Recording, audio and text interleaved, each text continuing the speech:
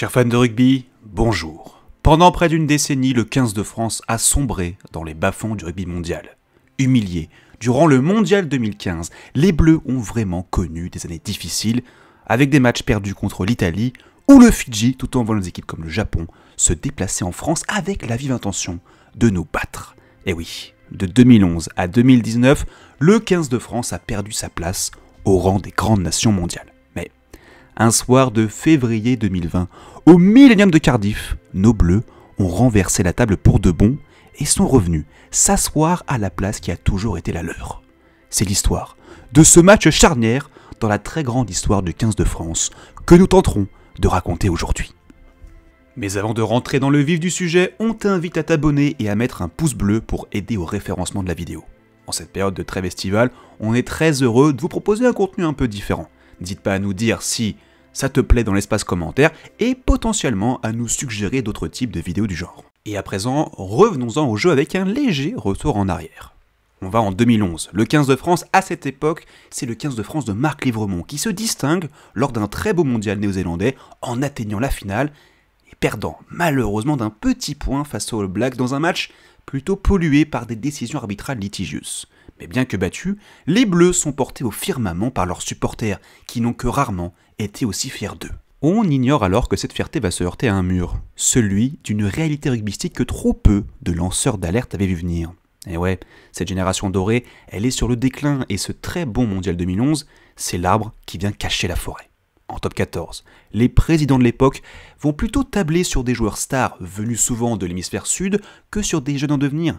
Et cela aboutit forcément à un vivier français qui gagne moins en expérience, qui a moins d'opportunités de se montrer, et les grands clubs du moment font tous la même chose, que ce soit à Toulon, Toulouse, Clermont, Castres ou encore le Racing 92. Heureusement, quelques jolis noms comme Wesley Fofana vont émerger petit à petit, mais un autre élément va venir tuer petit à petit l'aura de ce 15 de France. Monsieur Philippe Saint-André, véritable légende des Bleus et coach plutôt confirmé à l'époque, prend la tête du 15 de France. Admiratif de la méthode de travail des anglo-saxons, il amène le 15 de France à se renier un peu plus dans son rugby et, fatalement, la mayonnaise ne prend pas.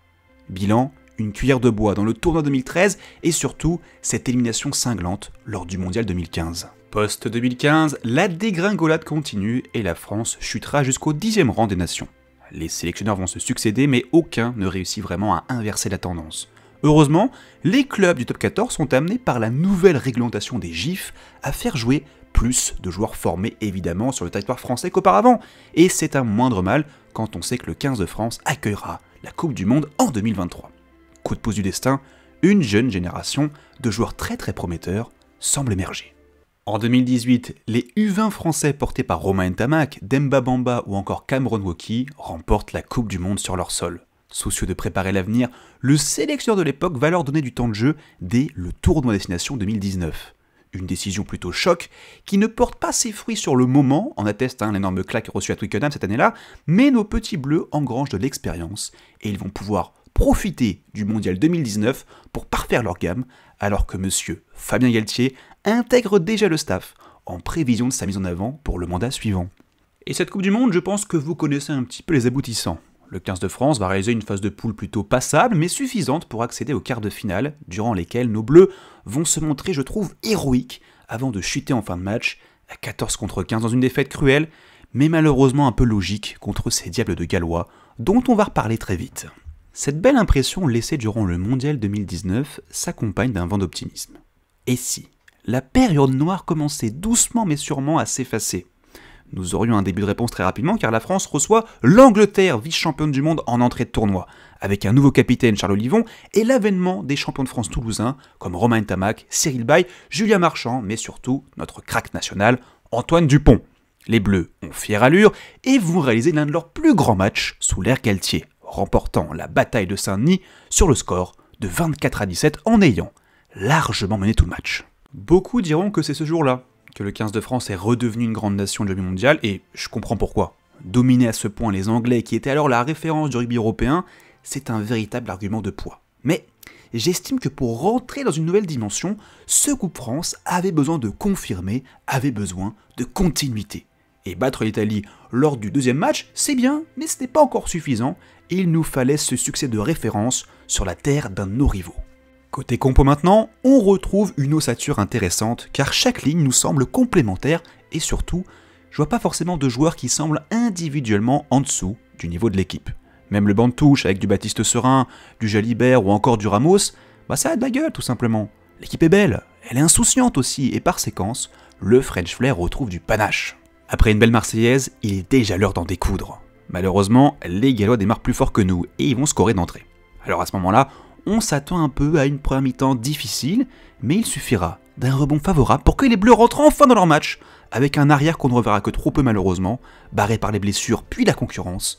C'est Anthony Boutier qui marque le premier essai français. Un premier essai qui en appelle rapidement un deuxième, sur une action tout bonnement extraordinaire. Eh ouais, les trois quarts brillent, et Romain Ntamak fait parler toute sa classe pour aller retrouver un Gaël Fickou particulièrement inspiré sur l'aile, lui qui a connu des difficultés quand même sous maillot bleu précédemment. Tout va pour le mieux, se dit-on, mais l'arbitre invalide l'essai. Bon, je vous laisserai faire votre propre avis, mais je pense que l'essentiel est ailleurs. On a un 15 tricolore qui joue, qui retrouve du mouvement avec des passes après contact, et franchement, à ce moment-là, on commence vraiment à croire dans le grand chelem. Et si les trois quarts brillent, 2 minutes après l'essai invalidé, ce sont les gaillards de devant qui s'illustrent. Touche à 5 mètres bien sentie et combinaison parfaitement jouée dans le petit côté pour lancer sur orbite notre bulldozer national, Paul Villemc. Associé à Bernard Leroux, cette seconde ligne allie puissance, endurance et vitesse. Depuis 2020, j'ai l'impression que la plupart des secondes lignes sous l'air Galtier ont ressemblé à ce duo Villemc-Leroux. Les Bleus mènent 17-6 et Romain Ntamak se révèle dans le tir au but, mais aussi dans l'animation et le registre défensif. Alors, à l'époque, il ne fait aucun doute que la France possède déjà un ovni rugbystique en la personne d'Antoine Dupont, mais son copain de la charnière ressemble au fin un grain de 10 que la France attendait depuis si longtemps. Mais attention, si le 15 de France commence à voir la vie en rose, les rouges du Pays de Galles vont à leur tour rentrer dans le match et nous donner de sueur froide. Aïe, les tricolores subissent les assauts gallois, arc-boutés devant leur en but, on prend forcément un carton jaune à force de subir, et à quelques secondes de la fin de la mi-temps, les Gallois, qui ont une nouvelle pénalité sous les poteaux, font le choix du défi physique, alors que 3 points faciles les attendent. Une décision stratégique culottée qui aboutit à ce qui sera pour moi la métaphore parfaite du rebond français. Et ouais, durant cette décennie noire, on a souffert et les Bleus ont perdu à chaque fois de peu à cause, on va pas se mentir, de mauvaises habitudes au niveau du mental. Mais pas cette fois. Ce sont 14 morts de faim qui 5 minutes durant vont tenir leur en but, à en écœurer toute une nation. Le 15 de France a tenu et mène donc sereinement à la mi-temps. Problème, ces diables de Gallois ne veulent rien lâcher. Et il faut marquer très rapidement en seconde période. Les revoici à un petit point alors qu'ils commencent à développer du jeu au large. Attention, ça sent l'essai. Ah, Ntamak, vraiment le symbole de ce renouveau. Mais quel culot de tenter l'interception ici. Le coup de massue qu'il inflige aux Gallois est terrible. Derrière, l'intensité va baisser un peu de part et d'autre et on s'achemine vers un joli succès de prestige pour le 15 de France. Le sourire est là, mais pas pour très longtemps puisque nos Bleus vont retomber dans leurs travers habituels. Carton jaune pour Mohamed Aouas et essai gallois à 6 minutes de la fin du match. Pays de Galles 23, France 27. Alors, je ne sais pas vous, mais personnellement, je sais parfaitement où j'étais à ce moment-là. À Londres, dans la chambre de mon coloc, l'ami Benjix, que je salue et que vous connaissez forcément si vous nous suivez depuis un moment sur la chaîne. Les 5 dernières minutes du match sont les plus longues de notre vie, le chrono ne veut pas s'écouler et l'on reste debout entre espoir et crainte de vivre à nouveau une énième désillusion. Alors qu'à 30 secondes de la fin, le pire se passe avec Tomkins qui casse le rideau défensif français et file vers l'en-but. Ah, finalement repris, c'est un grattage légendaire de Camille Chat qui nous envoie au paradis. Première victoire chez une équipe du Big 3 européen depuis 2011. Une victoire qui, je le pense sincèrement, nous a enlevé tout complexe d'infériorité. Oui, les Bleus sont désormais capables d'aller jouer partout et de dominer leur adversaire dans toutes les conditions. Et si cette belle cuvée 2020 ne fera pas le grand chelem malheureusement, elle a tout de même apporté la première pierre d'un édifice aujourd'hui particulièrement bien construit. Oui, ce 15 de France n'est pas devenu champion du monde non plus, mais il est clairement rentré dans une nouvelle dimension et ce match contre le Pays de Galles a marqué les débuts d'une nouvelle génération plus forte et plus populaire que jamais.